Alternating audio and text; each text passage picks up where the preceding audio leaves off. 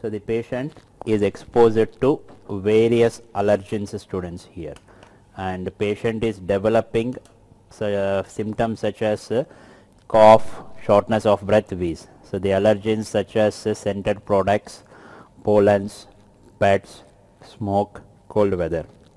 What is this phenomena? This is a asthma, common household disease.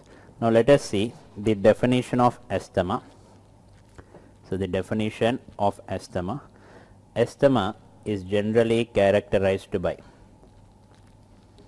it is characterized by symptoms such as shortness of breath, cough, wheeze, chest tightness due to variable and reversible bronchoconstriction, associated with airway hyperresponsiveness,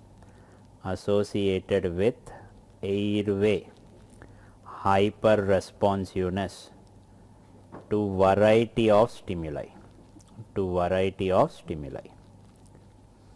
We will also discuss the definition of COPD, then we will see what is the difference. COPD can also be characterized by same symptoms. It is characterized by same symptoms, but they are more persistent, characterized by persistent symptoms and airflow limitation due to airway and alveolar abnormalities,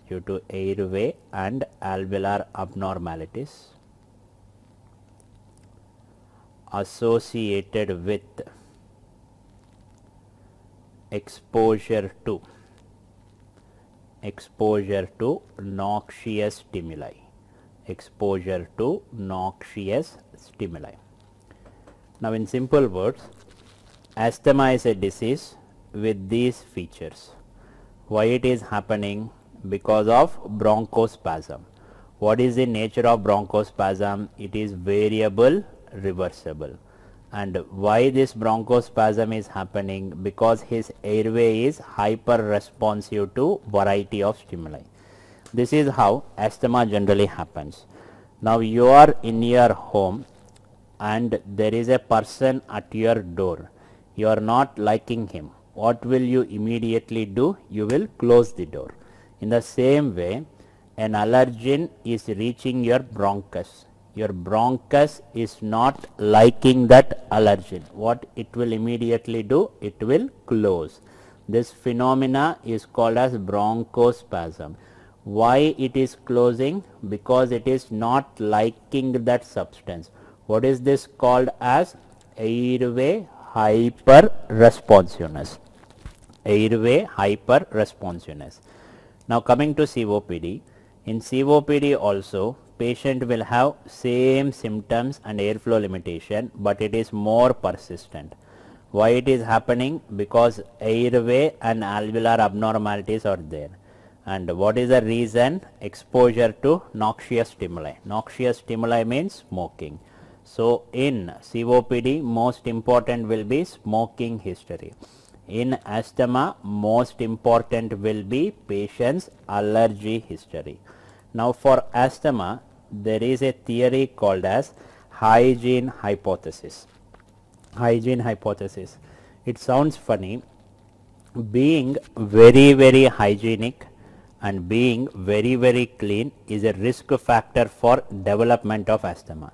This is what this theory says. It was based on an observation from a pediatric hospital in the United States.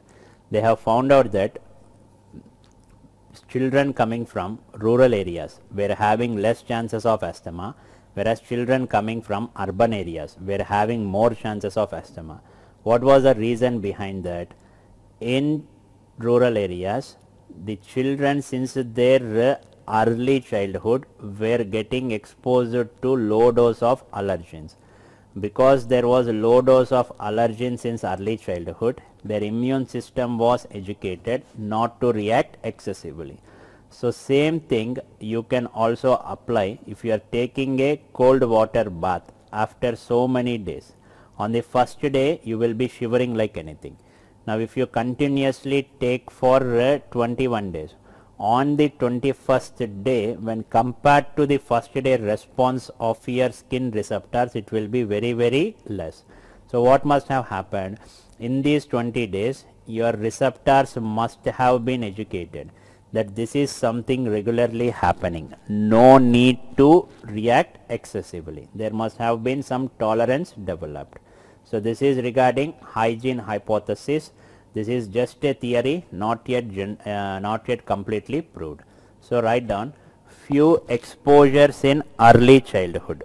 Few exposures in early childhood can educate the immune system. It will say don't react excessively because it is regularly happening, and that will protect against the development of allergic diseases. For your exam, they will ask you, reduced risk of asthma is seen in children grown near agricultural areas because they are having frequent exposure to low dose of dust. Recent studies have shown hookworm infection and also H. pylori infection. In hookworm and H. pylori infection, these infections can produce a few substances that can educate the immune system not to react excessively. So the reduced risk of asthma seen in children grown near agricultural areas, hookworm infection and also H. pylori infection. Let us discuss once again the important differences of asthma and COPD with help of a table, so that you will not confuse again. Asthma is predominantly allergen related. COPD is mostly smoking related. Asthma is a reversible airflow limitation. COPD is a persistent airflow limitation. Asthmatics generally will be young. COPDs will be elderly. What is the reason for COPD to present late? Simple logic. For a patient to develop COPD, he should have smoked for at least 20 years. Now if the patient starts smoking at his 20th year, by the time he reaches 40 or 50, he will be having COPD. Asthma, because it is an reversible airflow limitation, there will be good relief with bronchodilators. COPD, it is only partial response. Whatever guidelines that I say regarding asthma or XENA guidelines, whatever guidelines that I discuss about COPD will be gold guidelines. XENA means Global Initiative for Asthma. This is XENA guidelines. For COPD, it is gold guidelines. It is Global Initiative for Obstructive Lung Disease. It is GOLD. Now if you observe here, asthma is something happening early in your life, mostly reversible. Just like one's girlfriend happens early in your life, nowadays definitely reversible. Whereas COPD is something happening late in your life and mostly irreversible, just like one's wife. You know better whom it is difficult to deal. Definitely it is wife difficult to deal. Definitely COPD is difficult to treat. Sometimes when you don't treat your girlfriend properly, she also will start behaving like your wife. So this is a dangerous condition. When you don't treat asthma properly, it will start behaving like COPD. What is this phenomena called as? Airway remodeling. So write down, if you don't treat asthma properly because of continuous chronic inflammation, there will be some permanent changes in airway. These permanent changes are called as airway remodeling. Because of this airway remodeling, there will be irreversible airflow limitation. What are the features of airway remodeling? There can be subepithelial fibrosis, increased thickness of airway smooth muscle,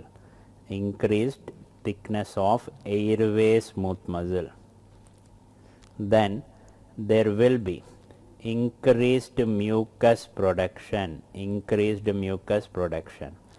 angiogenesis. All these changes put together is called as airway remodeling. Now what is the problem with this airway remodeling? Now if you observe here, this is the normal airway, students. You can see the lumen of the airway is completely open, there are no secretions. Whereas when there is airway remodeling, there is a lot of secretions, and most important thing is the airway smooth muscle. You can see the airway smooth muscle, students, it has increased in thickness, the airway smooth muscle.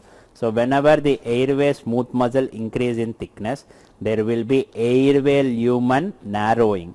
Now this will function as an irreversible airflow limitation, and that will result in no response to medications. So even if the patient takes medications, there will be no much improvement.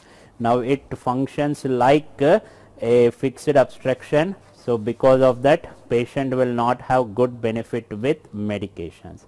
Now in this condition, what is the solution? What I do is, I put my bronchoscope into the lung. With help of a specialized probe, I am going to deliver controlled delivery of heat energy, and I am going to reduce the thickness of airway smooth muscle. This phenomena is called as bronchial thermoplasty, students. This phenomena is called as bronchial thermoplasty. This is ablation of airway smooth muscle. Ablation means reducing the thickness. Ablation of airway smooth muscle by delivery of thermal energy. It is not your regular thermal energy to cause burns. It will be a radio frequency thermal energy, and it will be controlled delivery. Because of that, there will be no excessive burning. So it will just reduce the thickness of airway smooth muscle.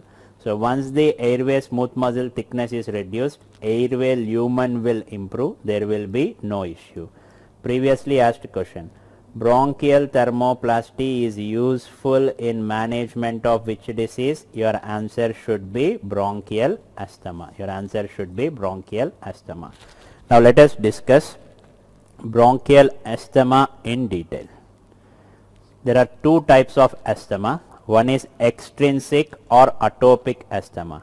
As the name indicates, this is the allergic asthma. This is the type of asthma that we see routinely in clinical practice, most common. On the other hand, whose mechanism is not properly known, intrinsic or idiosyncratic asthma. Now coming to extrinsic asthma, it is allergen mediated asthma. And what will be the most common allergen? Most common allergen is dermatophagoids. Dermatophagoids is nothing but house dust mite. because it is classical asthma, serum IgE levels will be elevated, and if you do a skin test, it will be positive for some allergen. Skin test will be positive for some allergen, and this is usually a childhood onset disease. This type of asthma is childhood onset and mostly will remain as mild asthma. Mostly will remain as mild asthma. This is the routine asthma that I see in my clinical practice. Now coming to intrinsic or idiosyncratic asthma. Here the exact trigger is not known. Here the exact trigger is not known. It can be either due to some viral infection, or it can be due to some bacterial toxins, either viral infection or bacterial toxin. Exact mechanism is not known. Because it is not allergen mediated, here serum IgE levels will be normal, and even if you do any skin test, you will be unable to identify the allergens. Skin test will be negative for all possible allergens. This is adult onset disease, and this can present as severe asthma. Severe asthma.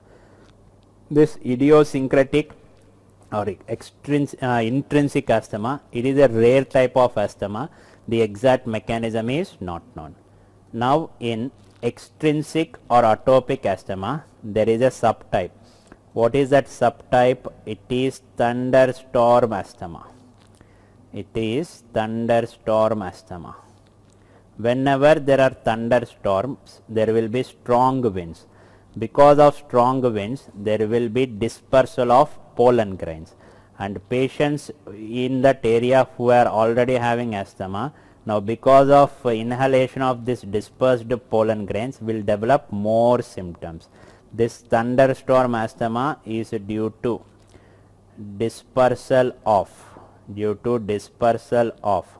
pollen grains by strong winds, due to dispersal of pollen grains by strong winds. If they ask you in the exam, for atopic asthma, most common allergen overall, your answer should be dermatophagoids. If they specifically mention thunderstorm asthma, now your answer should be pollen. Now your answer should be pollen. Because this extrinsic asthma is predominantly allergen mediated. By giving very low dose of allergen, we can make the body acclimatize to that allergen. This phenomena is called as immunotherapy. In extrinsic or atopic asthma, immunotherapy will be helpful. So what is immunotherapy? You are giving small dose of allergen to the patients daily to improve tolerance to the allergen.